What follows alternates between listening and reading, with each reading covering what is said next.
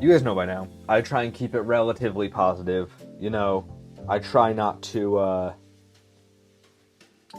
so I try to stay relatively positive, right? So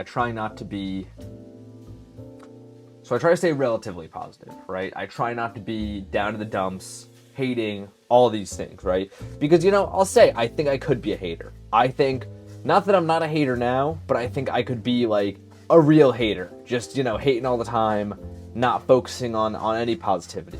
So I try not to be a hater that much, because I think it could end up, I think it could end up ugly. But, one thing I am unequivocally a hater of is minimalism. I hate minimalism probably more than anything. I gotta start this with caveat, of course. I'm not talking about well executed minimalistic design. I mean, I think there are so many examples we can think of in everyday life, in branding, in art, in music even, where well executed minimalistic design is so cool. It can be amazing, right? I'm not talking about that. I'm also not talking about minimalism as a real design movement. I'm not talking about that either. I'm talking about lazy corporate vector minimalism. I hate it more than probably anything. And I think that's actually a pretty popular take. I think a lot of people are haters of this like I am. Because, well, I feel like everybody I know in my life who's, whether into art or not, agrees on this. Like, I feel like just everybody I know has this same take. That, like, corporate vector minimalism, like, I feel like Google is the ultimate example of this. It's just so, like, it's so uninspired, and I can't help but wonder why. Like, why is this the design style? We were talking about a couple days ago, I feel like this is a pain talk I've referenced too much at this point almost, but a couple days ago, like, we were talking about what does the design kind of feel of the 2020s look like? Like, what does the design of our times look like? What does the art of our times look like? And, hard question to answer, but I feel like, unfortunately, vector minimalism is the visual look of the 2020s. Like, honestly, it feels like since 2000s, that's become the style. I feel like I associate Y2K styles with, like, very airbrushed kind of looks. I think sort of the technology at the time influencing it. You get Photoshop coming out with being super mainstream as all these devices become more democratized and people are using the airbrush feature. I think that's a look of the early 2000s for sure. I don't know, I feel like the style that's pretty distinct. We all know what the early 2000s look like, but I feel like after that, part of the reason why it's so hard to nail down a style is because the style is here. It's just, like, so boring sometimes. Not sometimes, like, all the time. Like, everything, I think because it's on our phone screens, like, it's almost like, since we're using these things digitally, and they feel like they need to fit into our environment, you go for a minimalistic style. Like, what I mean by that isn't, like, you're a guy developing an app, right? What are you gonna do? Are you gonna go with the style that is super popular and all the other apps are using? If you make your logo look simple and elegant and, refined like Facebook's logo, you get lumped into the same camp as Facebook. But if you use a logo that's super, crazy and has all these, PNGs everywhere, using maybe a riskier font even, has a lot of more imagery, a lot more color, who do you get associated with? You get associated with, like, the corner store down the street, like, that is the style of design that is very much, I don't know, it's definitely like a tech thing of, like, we are going to have the most simple logo.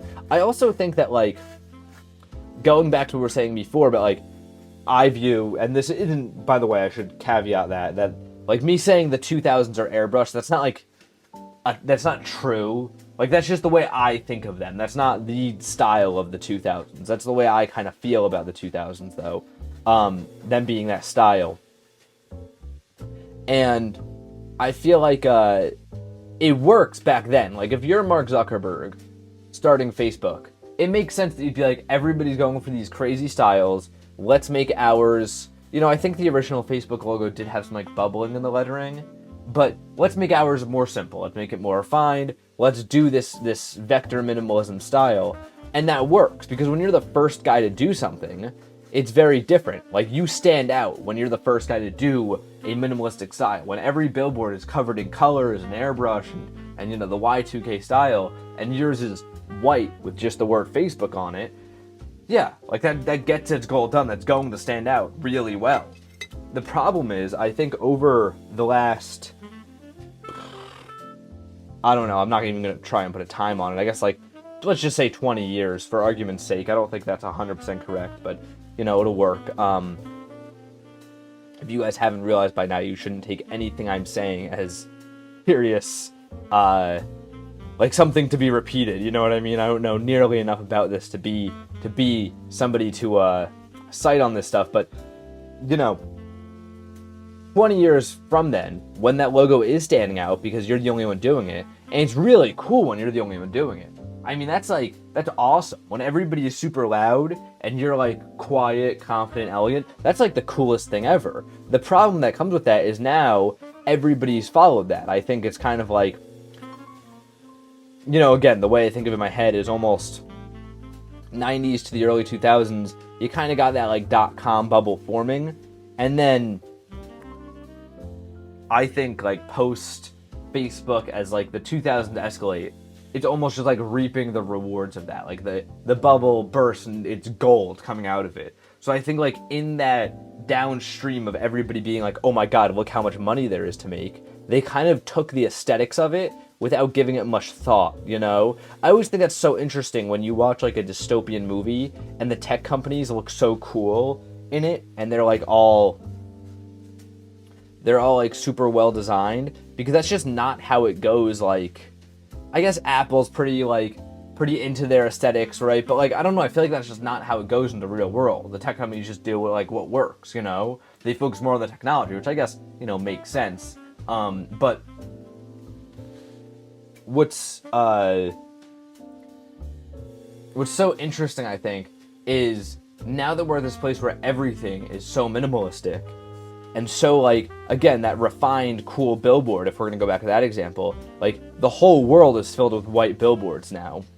So it's just boring to be looking around you.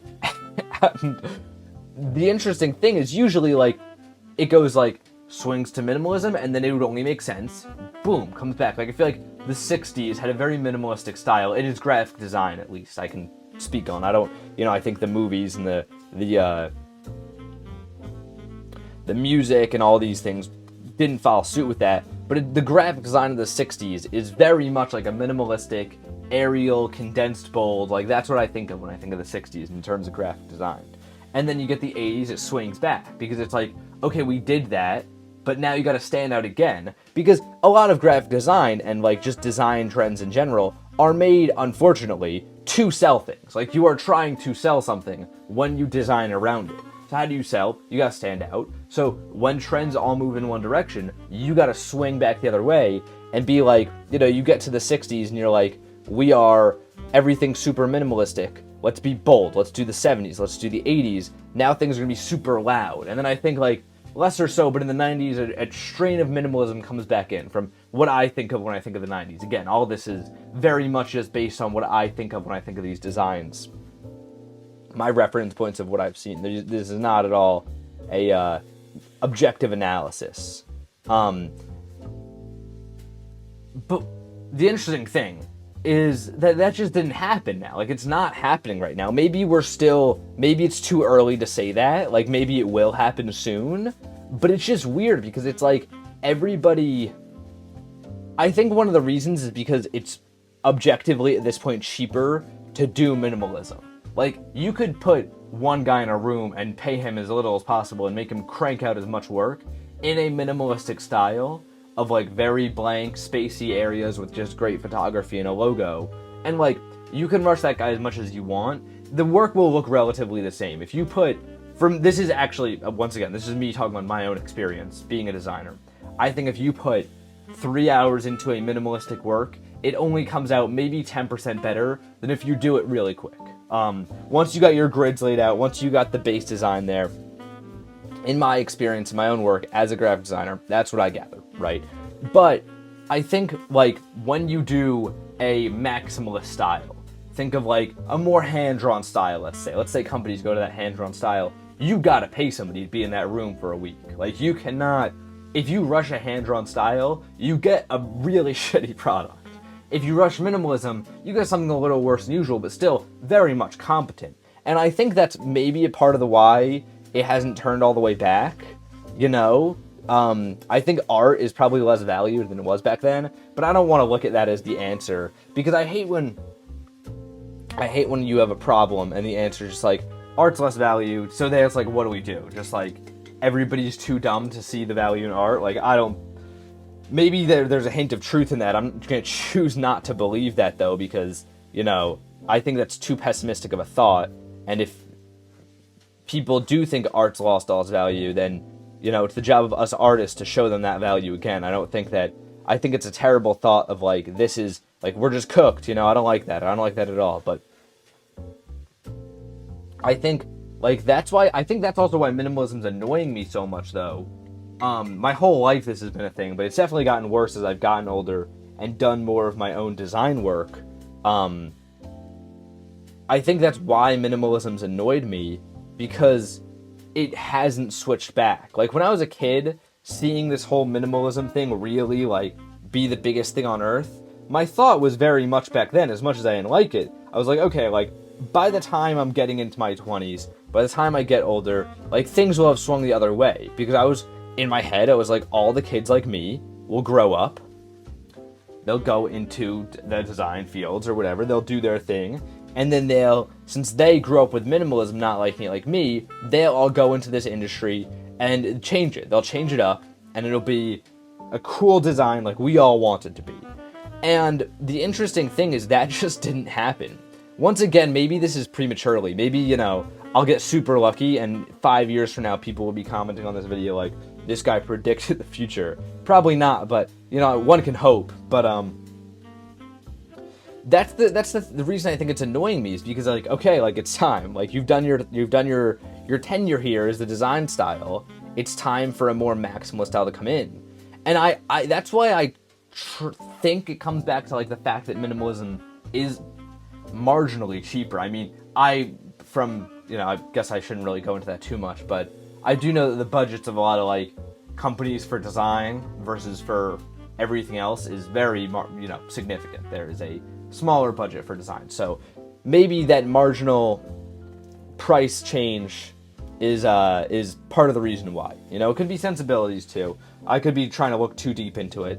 People could just have a sensibility for minimalism, especially in the tech space, which is the dominant field right now. That's possible. But I think something that's interesting too is if you look at, like, TikTok or Instagram or any place where, like, people themselves are making the trends. Like, TikTok very much has a bootstrapped culture in the fact that it's a bunch of kids with their phones who just started doing stuff, and now, like, TikTok itself has a very certain look, a very certain feel. Trends have started out of nowhere because of it. And when you look at that, it's totally the opposite of minimalism. I mean, it's maximalism to, like, the fullest extent.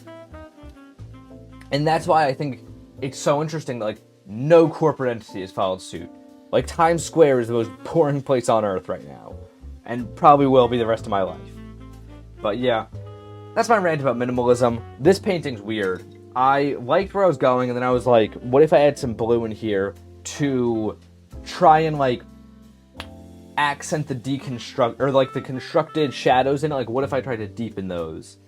And I don't know. I think the blue and the ochre work really interestingly together, and I kind of like that. But I also feel like it's just splash on in random places and fails to maintain its deconstructed look because of that. I don't know 100%. I gotta think about this painting. Go follow me over on the Instagram, see my thoughts on it a week from today, whether it's my least favorite or my favorite this week, because I have a feeling it's going, or not a week from today. Is it a week from today? I don't know, guys. Just follow me on the Instagram. You gotta keep up with me over there. But it's probably gonna be like my least favorite or my favorite. I think this one's gonna go either way. So, yeah. Until next time, guys, gals, and pals, my name is Max Dice. This has been Paint and Talk episode 146, 147, 148, 147. This is Paint and Talk episode 147. I'm here every morning, painting and talking with you all.